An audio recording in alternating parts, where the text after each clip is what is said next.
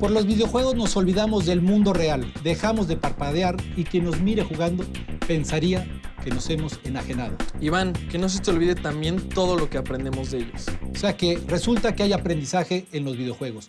Hoy en Observadores, el espacio para compartir lo sorprendente que hay en el mundo, vamos a platicar con Humberto Cervera, un diseñador de videojuegos que encontró su vocación en ellos y además mucha diversión. Claro, Humberto, sí. bienvenido. Muchas gracias. Pues hemos escuchado historias terribles, algunos mitos, algunas que dicen son verdaderas, como aquel caso en Estados Unidos de la mujer que dejó de darle a su hija por estar jugando videojuegos. Así que dime, ¿por qué nos fascinan o por qué nos enganchan?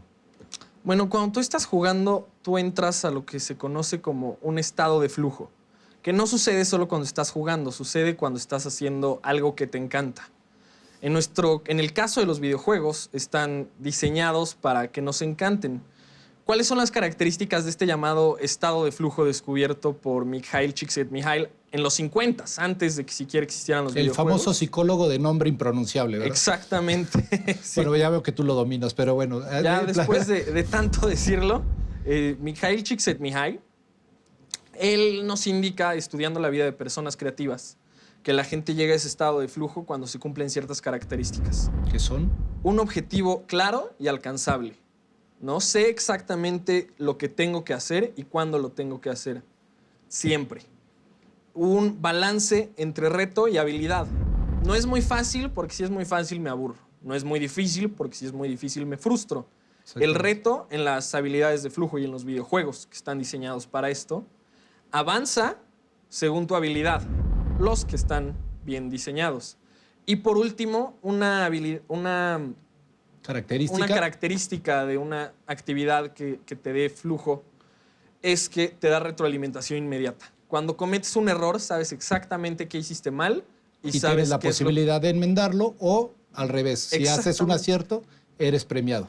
Tienes la posibilidad de enmendarlo básicamente al instante cuando la información todavía es relevante, no como por ejemplo en la escuela si repruebas un examen y hasta una semana después te dan las calificaciones, o sea, la retroalimentación, ¿no? Aquí me queda claro, me estás diciendo unos beneficios del videojuego, pero todavía no me convences ni a mí ni a las muchas mamás que están preocupados de ver a los niños horas y horas pasar y con un tema bien importante que yo sé que preocupa, que es la violencia, porque vemos unos despliegues armamentísticos y unas explosiones y etcétera. Así que dentro de este aprendizaje, dime, la violencia en los videojuegos.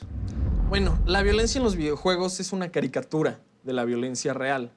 Por caricatura nos referimos a que es una exageración de la violencia que existe en el mundo real.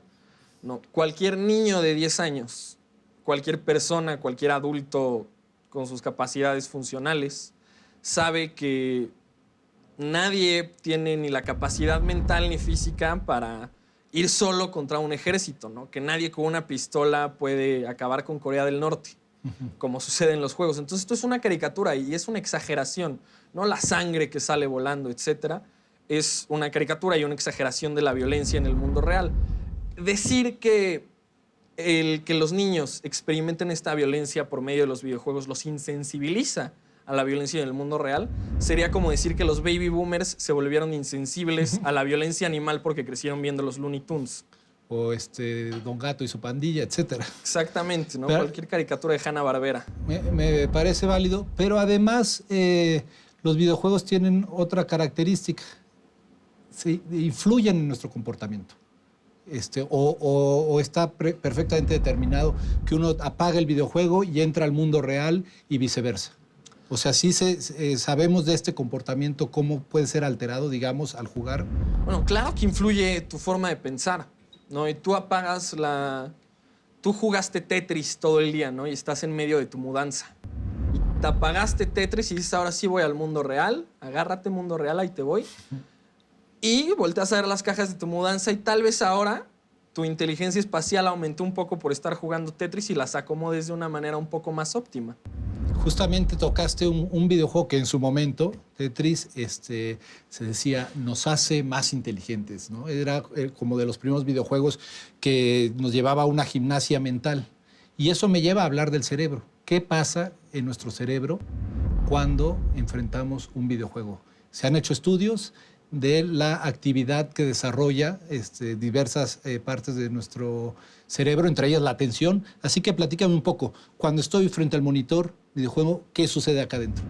Cuando estás frente al monitor, ¿qué sucede? Bueno, para empezar, tu cerebro, cuando se trata de segregar químicos como por ejemplo la dopamina, muchas veces no distingue entre aventarte del bungee o jugar a que te estás aventando del bungee, ¿no? Entonces, aunque estés jugando en la consola, tu cerebro va a segregar la dopamina y la adrenalina y te va a dar el mismo cóctel químico que si lo estuvieras haciendo en la vida real. ¿Qué es lo que sucede? Tu cerebro está feliz.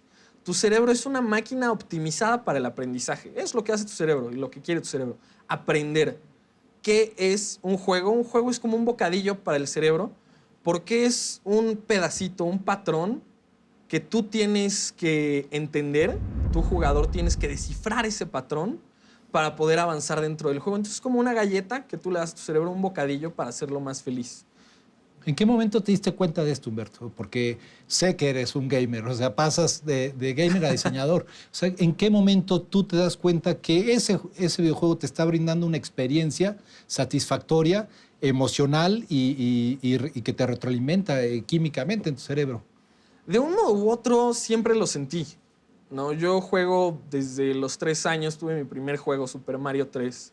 ¿Qué te decía tu mamá? Perdón por la curiosidad, pero... No, pues te vas a quedar tarado, niño, ¿no? Lo que dicen las mamás. Ajá. Y bueno, me contabas desde los 3 años, y entonces de una u otra forma siempre De una u otra forma yo sentí esa satisfacción con los juegos, pero decidí estudiarlos formalmente porque a mí me pasaba que yo me aburría mucho en la escuela, ¿no? Pero me encanta aprender, me encanta leer y siempre estoy buscando algo nuevo. Y un día me pregunté por qué me aburro tanto en la escuela y por qué los videojuegos puedo pasar horas y no me aburro, y me puse a investigar. Y ahí fue cuando formalmente, en toda la literatura, me di cuenta que exactamente los videojuegos son motores de aprendizaje, ¿no? Son experiencias de aprendizaje desde la misma definición de la diversión. Me encanta la forma en que lo defines. Escuchar que los videojuegos pueden ser motores de aprendizaje es bien importante, sobre todo para comprender a las nuevas generaciones que se enfrentan a un modelo de educación que les aburre y que encuentran otros estímulos, como en tu caso los videojuegos, donde hay aprendizaje. Yo mismo he visto a jóvenes aprender y hacer realmente operaciones de investigación muy difíciles interactuando con ellos. Así que me gustaría saber, Humberto, cómo se diseña un videojuego.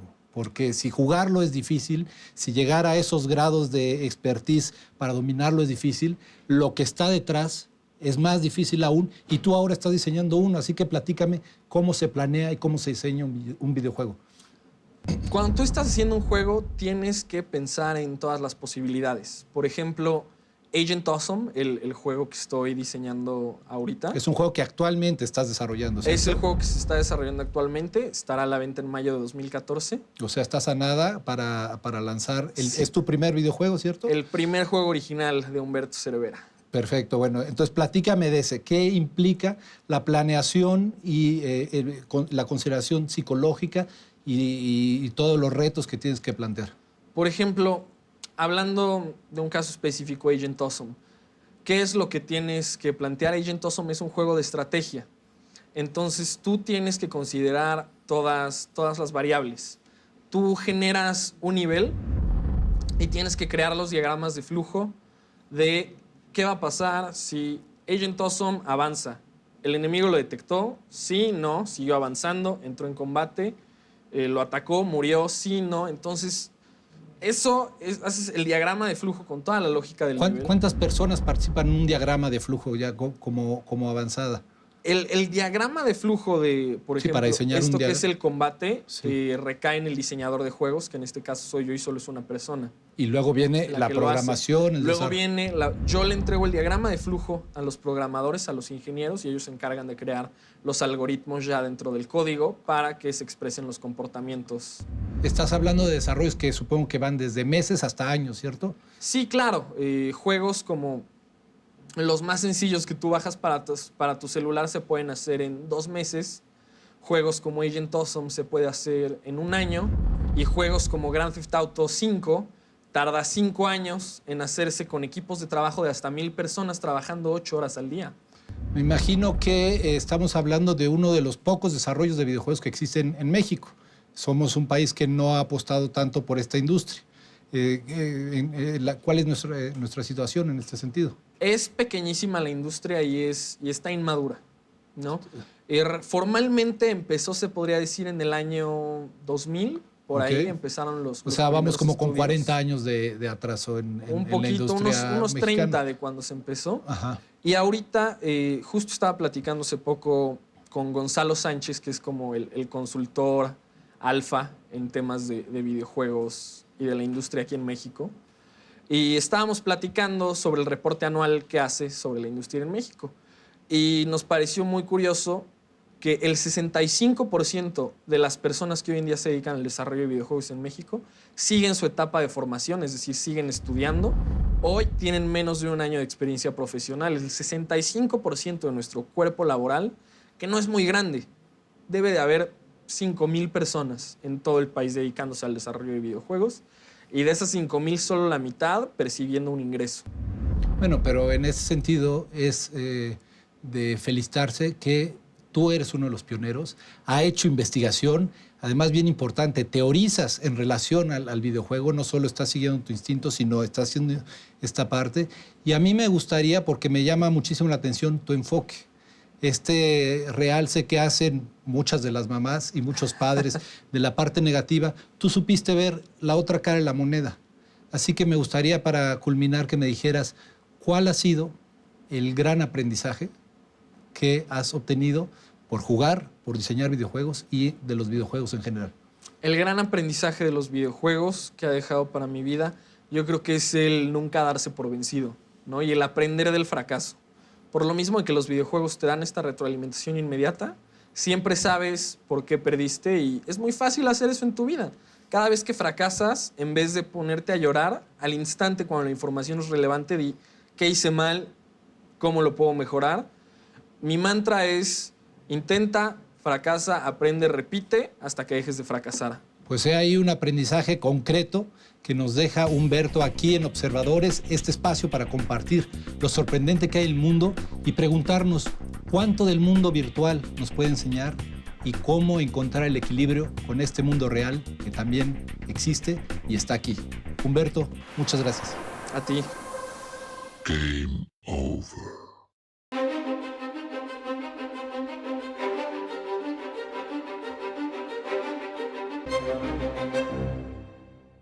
Un nuevo perfil de país surgido a raíz de la aprobación de reformas para aumentar la inversión privada y buscar mayor competencia en los sectores de energía y telecomunicaciones, llevó a Moody's a elevar la calificación de la deuda emitida por el gobierno mexicano a un grado de solvencia que en el ámbito latinoamericano solo tenía Chile. Los motivos detrás de la decisión de elevar la calificación de la deuda respaldada por el gobierno mexicano está centrada en gran medida en las reformas que se dieron el año pasado, especialmente en los sectores de telecomunicaciones y energía.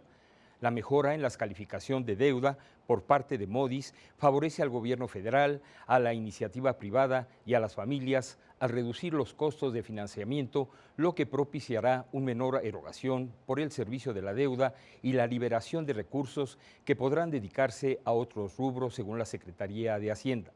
Las reformas representan un cambio para la economía mexicana de la misma magnitud que el representado por el Tratado de Libre Comercio de América del Norte hace 20 años. La sociedad mexicana espera, sin embargo, resultados más inmediatos que los obtenidos por el Telecán.